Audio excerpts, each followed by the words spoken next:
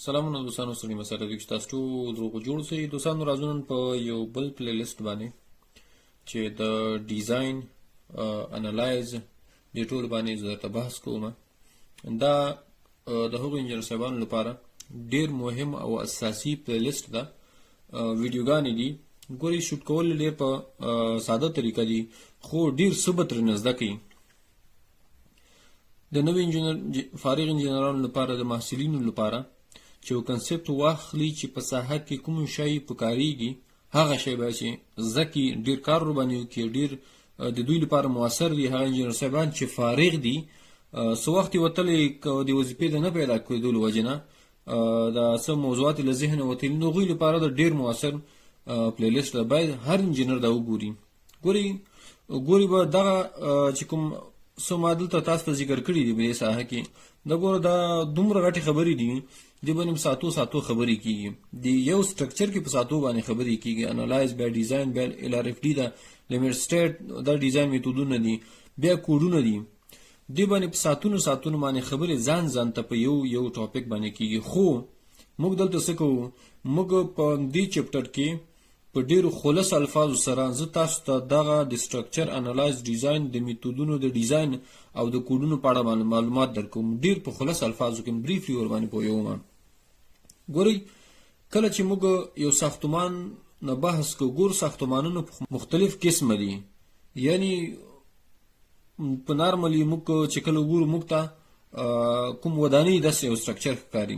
لومړی موضوع د سټرکچر راسم د پامدې باندې ته بحث کوم. ګورئ کله چې موږ یو ساختمان ته ګورو مین میډ یا ارټیفیشل کوم یو ساختمان چې د دې ته موږ ګورو کله چې دې ته وګورو موږ د ذهن همدارا چې دغه ساختمان معنا دا ده. ګورئ ساختمان په دوه قسمه ده.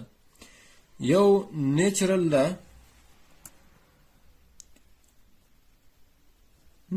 ده او بل مین میډ ده.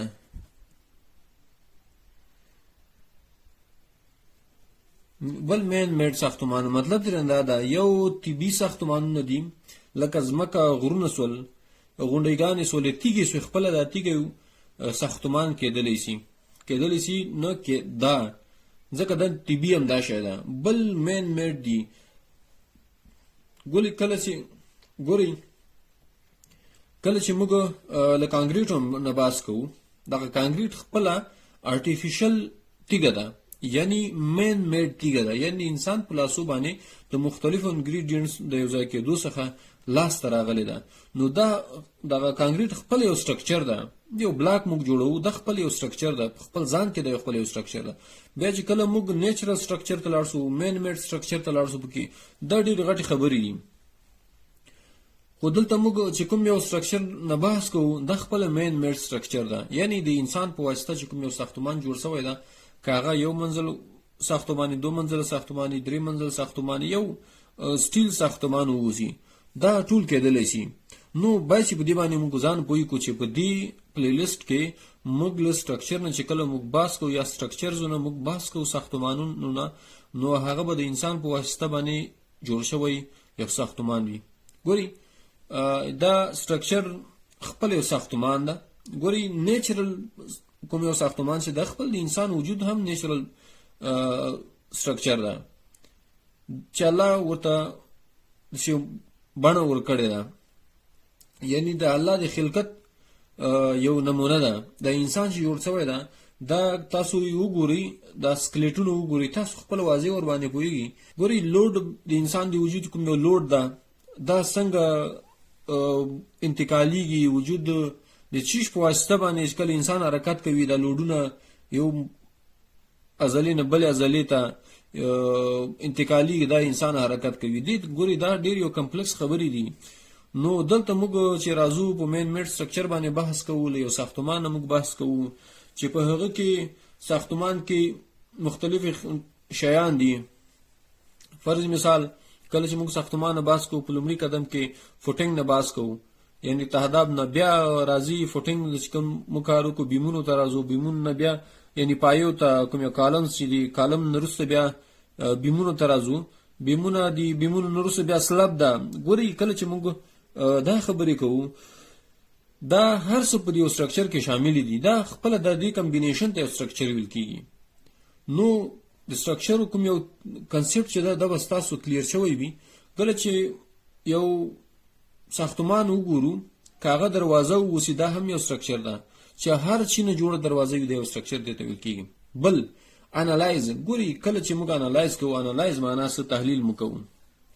تحلیل معنا دا ده موږ تحلیل نه موږ ته دا معلومیږي چې یعنی کله چې موږ ډیزاین کوو ډیزاین مخکې موږ تحلیل تر سره کوو. تحلیل معنا دا ده موږ یو ساختمان باندې د چې کله نیچرل سټرکچر ته انتقالوي یعنی تهداب ته ځمکې ته کوم یو لوډ انتقالوي دغه لوډونه مختلف فکټورونه لري مختلفو عواملو له وجې نه رامنځته کیږي چې یو د هغوی څخه ډیډ لوډ خپل د ساختمان ده. د ساختمان خپل ډیډ لوډ لري دې ته موږ دا موږ مد نظر نیسو.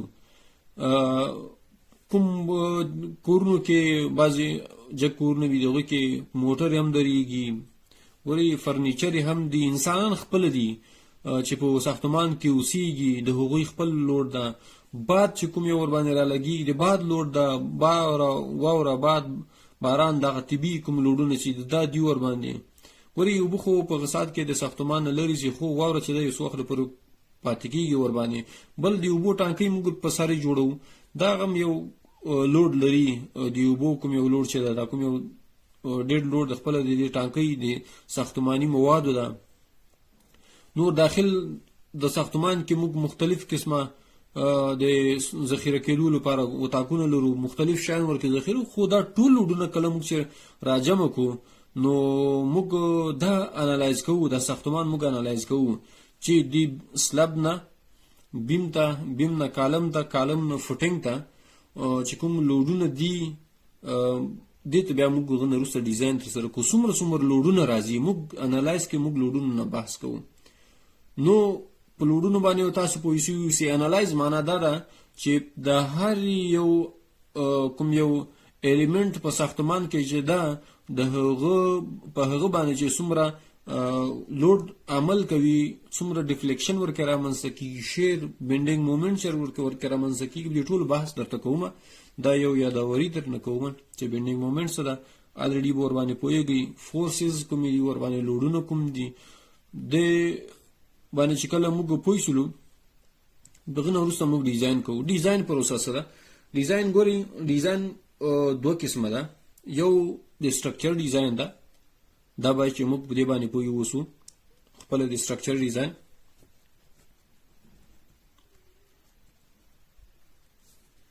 بل ایکسټیریئر ډیزاین ده مطلب ترې نه دا ګوري ساختمان د سټرکچر ډیزاین ګوري دا لکه کوم یو بیم کالم فوټینګ سلب د دې ډیزاین چې کله موږ کوو د خپل د سټرکچر هغه د لوډونو انتقال نه موږ دلته بحث کوو. لوډونه ته موږ د ډیزاینوو دغه لوډونه چې رامنځته کېږي د انټیریئر او ایکسټیریئر ډیزاین له امله رامنځته کېږي. دا هر څه موږ ورته محاسبه کوو. مطلب ګورې انټیریئر ډیزاین چې موږ کله کوو په یو اطاق کې موږ المارۍ لګوو دا لوډ هم ور باندې راځي د دې لاس سره.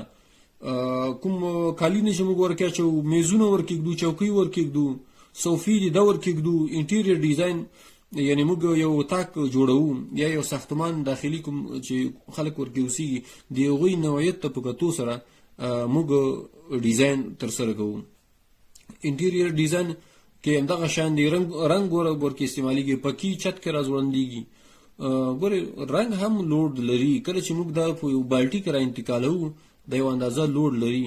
کله چې ساختمان باندې په دیوال باندې ولګي موږ ته لوډ وګوره نه ښکاري. په دې شي باندې وایي چې موږ کنسپټ کلیر کړو. پلستر چې موږ ورکوو موږ خښتو ته ډیزاین د خښتو لوډ مد نظر نیسو خو د پلستر لوډ مد نظر نه نیسو. باید دا هم مد نظر ونیول شي تر څو موږ واضح په دې شي باندې پوه شو چې یعنی چې کوم پلستر دا رنګ دا د بر کوم فټینګ دا ټول لوډ لري. نو هغه لوډونه کم دي ځکه موږ په یا ډیزاین کې کله چې موږ یو بیم ډیزاین کوو یا سلب ډیزاین کوو موږ محاسبه کوو هغه ته بیا دومره مد نظر نه نیول کېږي. بیا هغه ته میتودونه دي په ګوره LRFD میتود لیمیټ سټیټ ډیزاین میتود په دغه باندې بیا پوهیږي زه مو باندې پوهیږم. بل ایکسټیریئر ډیزاین د ایکسټیریئر ډیزاین کې موږ کټاره لرو. فد مثال بهر طرف نه موږ کاشان کوم یو دی دا ورته لګو، مختلف ډیزاینونه ورکې کوو. موږ ډیزاین کټاري ته کړی وي، د کټاري په عوض باندې موږ هلته ټوله خښته ولګو یا مکمل هغه ساحه کانکریټ کو یا لوډ کم کی یا زیات کی، نو دغه ایکسټیریر ډیزاین کې راځي. بل میتود LRFD میتود باندې باید تاسو لږ ځان پوه کړئ. LRFD میتود معنا څه ده؟ لیمټ سټیټ ډیزاین میتود. ګوره دغه مروج میتودونه دي په نن سبا زمانه کې چې له دې نه استفاده کیږي. په افغانستان کې یعنی اکثریت نور هیوادونو کې چې ترې استفاده کیږي LRFD میتود، لوډ ریزسټنټ فاکټور ډیزاین کوم یو میتود چې ده د نه استفاده کیږي. دې کې دینه مطلب څه ده؟ دینه مطلب دا ده، ګور لږ تاسو فکر وکړئ. موږ چې یو بیم فرض مثال ډیزاینو، دې باندې راځي 10 کیلو نیوټن وزن. موږ څه کوو؟ دغه 10 کیلو نیوټن په یو ضریب کې ضربو، دا لوډ موږ زیاتوو. مطلب ګوري 10 کیلو نیوټن ته موږ د ساختمان کوم لایو لوډ، ډیډ لوډ، ویند لوډ، دا سازمیک لوډونه، زلزلې کوم لوډونه چې موږ مد نظر ونیول دي ټول کوم یو لوډ چې د بیم تر هغه 10 کیلو نیوټن ده. موږ څه کوو؟ بعض اوقات کې همیشه هماغه سټنډرډ لوډ په هغه ساحه نه وي، که لوډ کم وي خو مشکل نشته. بعض اوقات کې په ساختمان باندې لوډ زیاتېږي. موږ د 5 کسانو لپاره یو اتاق مد نظر نیولی وي، هغه ته په وخت کې څه مشکل راسي، یعنی څه خبره وي، مېلمانه وي، نو کسان زیاتېږي په اتاق کې، 5 نه 10 ته 15 ته خبره خېږي. نو نارمل د اوسېدو کوټه به وي 5 کسانو لپاره، خو هغلته به کسان زیات شي، نو ته لوډ زیات شو که نه. نو د دې په خاطر باندې چې دغه لوډونه موږ پکې مد نظر ونیسو، موږ LRFD میتود نه استفاده کوو. دلته لوډ موږ فاکټور کوو، یعنی په یو ضریب کې ضربو. د 10 په ځای باندې موږ د 1400 1200 ته 1300 ته ډیزاین کوو. هغه بیا کوم یو ضریبونه دي هر یو لوډ لپاره ځان ته ضریب ده چې هغه بیا موږ ورکې ضربو. چې کوم لوډ راسي د لوډ بیا موږ په ضریبونو کې ضربو. چې کله په ضریبونو کې ضرب کړو، پس د هغې نه دغه ضریب لوډ یو اندازه زیاتوي. چې کله موږ ډیزاین ورته ترسره کوو، یعنی که دغه عوامل زیات شي ورباندې، لوډونه ورباندې زیات شي، موږ به ډیزاین زیات لوډ ته کړی وي. چې کله زیات لوډ ته کړی وي څه مشکل نه رامنځته کېږي ورکې. بل چې دا لیمټ سټیټ ډیزاین ده. لیمټ سټیټ ډیزاین معنا دا ده، ګورئ تر آخري ایلډینګ پوینټ پورې موږ ډیزاین کوو.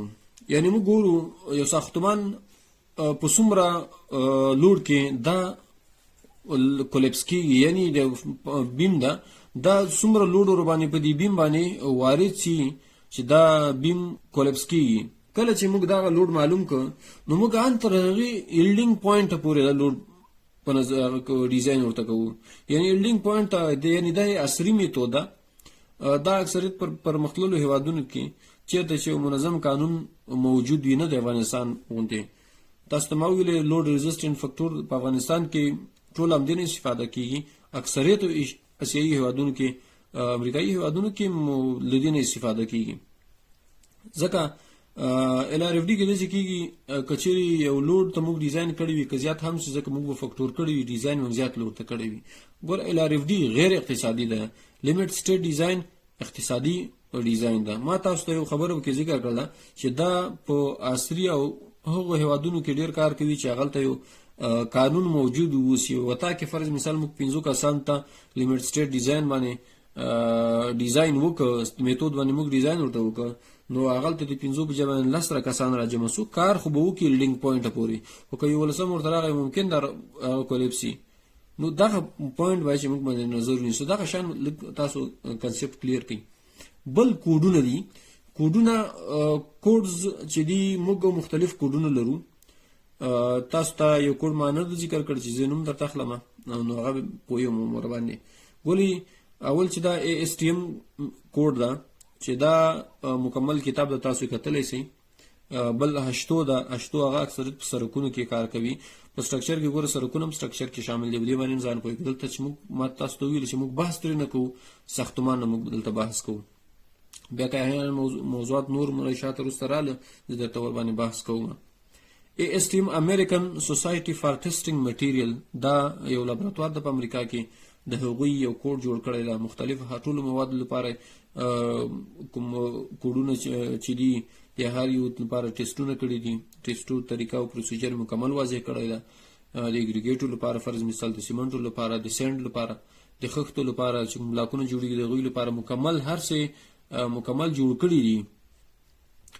او بل چې دا بي اس اس دا یعنی برټش سټانډرډ دا دا خپل د نور خپل نامونه سره به تاسو آشنای شئ. برټش ان دی یو کې چې کوم یو سټانډرډ دا د هغوی یو کوډ معرفي کړی ده. بل چې دا دی آی ان دا خپل د جرمني کوم هیواد کوډ ده هغوی ترنه استفاده کوي. ګوري هر هیواد ځان د کوډ لري خو اکثریت هیوادونه بیا له ای اس ټي ام کوډ نه استفاده کوي. ای اس ټي ام کوډ ته انتهایی زیات کار شوی دی، یعنی کلونو کې 5 کالو کې یو نوی ایډیشن راوځي، مختلف مواد فرق کوي، نو اکثریت له ای اس ټي ام نه استفاده کوي. بل چې دا انډین سټانډرډ کوډ ده یعنی دا هندي کوډ ده چې هند ګوري دا کوډ چې دا د خپل اقلیم لپاره کې ګوره هر هیواد اقلیم جغرافیه فرق کوي، مواد فرق کوي، نو د دې خاطر باندې چې هر څه فرق کوي کوډونو یې باید فرق وکړي. چې کوډونه فرق نه کوي ای اس ټي ام نه استفاده کوي نو هغه ساختمان به یک اقتصادي نه راځي، او یا که اقتصادي راځي نو وخت په تیریدو سره به هغه خپل کوالټي ډیر زر لاس ورکوي. او بل ای بي سي کوډ دا ای بي سي دلته ما لیکلی نه ده ای بي سي افغانستان بلډینګ کوډ، یعنی د افغانستان کوم کوډ چې د خپل یو څه بخپل کار سوی خو اکثر د ای اس ټي ام کوډ کاپی ده، نو دا که موجود هم وسی تاسو کتلی سي ای اس ټي ام کوډ وبو هم غشي. نو دوستانو دا غواړم موږ نننۍ ویډیو انټروډکشن د بعضو ټاپک ته، نو لدې وروسته به یو څه موضوعات باندې نور هم بحث وکړو، تیوري به پکې وي، دا که در سره لیکئ وی لیکئ کني لیکئ کنسپټ باید چې تاسو کلیر وي، دا شی در سره زده کړئ. بل خبره چې موږ به ترې نه بحث وکړو کومه طریقه د ډیزاین د انالایز د میتودونو، یعنی ډېر خلاص الفاظو کې ما تاسو ته مخکې ویلي دغه کوم یو پلی لیست دغه کوم ویډیوګانې چې دین وروسته زه تاسو د کانکریټو په اړه باندې مکمل زه تاسو ته اپلوډوم، دا به د هغه انجینر لپاره وي چې په ساحه کې موجود وي، د هغه لپاره یعنی په ساحه کې چې کوم شان نه استفاده کیږي. ګوري محاسبات چې کله موږ کوو یو ډیزاین لپاره تیوری کوم کتاب موږ وایو هغه ډېری فلسفي وي پکې. دغه اوس چې زه تاسو ته غږیږم چې هر څو منټ ویډیو تاسو کتلی وي په دې باندې ډېر زیات ورکه کار کیږي. دا څومره ګوره دلته ما تاسو ته څو ټاپک لیکلي په دغه ټاپکونه په ډېر زیات ورکو کې کور شوی دي، هم دغه عمر تیوري ما تاسو درکړه. د ویډیو دا معنی ده چې تاسو کتاب لوستل نه خلاص ووسی، هم دغه ویډیو ګوري د سره 20 منټه ورکې 10 منټه تاسو مکمل ګوري کتاب لوستل او یو څه اوریدل دوړه فرق کوي. اوریدل اسانه کیږي، کنسپټ هم ور باندې کلیر کیږي، خو کتاب لوستل د هر چا د وس کار نه، د لږ هر سړی ور باندې پوهیږي هم نه. انګلیسي کتابونه د افغانستان کې اکثریت نه خلک استفاده کوي، خو هغه سنور باندې پوهیږي، خو اکثریت ویډیو نه استفاده کوي، ویډیو باندې ځان پوهیږي او د کنټینټ په څیر ګرځي چې هغه ډېر ساده الفاظو کې واضح کړي وي او اسانه وي، هر څه خلاص وي. نو پم دې خاطر باندې چینل در سره سبسکرایب کړئ، د بیل آیکن هم وایي ترڅو نوې اپلوډ شوی ویډیو تر تاسو په وخت ورسیږي. نور مو وخت نه نیسم، ښه وخت ولرئ. الله مو